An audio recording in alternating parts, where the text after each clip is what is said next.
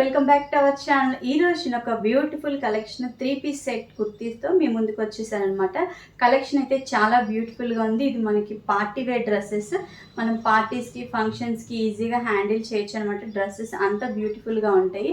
So ఈ collection ఏంటి, designs ఏంటి అన్నీ కూడా ఇప్పుడు చూసేద్దాము. కాస్ట్ వచ్చేసి మనకి 1300 రూపీస్.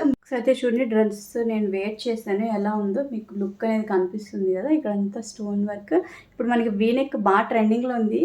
సో కలర్ అయితే చూడండి, ఎంత వర్క్ డిజైన్ అంతా కూడా మీకు ఐడియా వచ్చేస్తుంది. దుపట్టా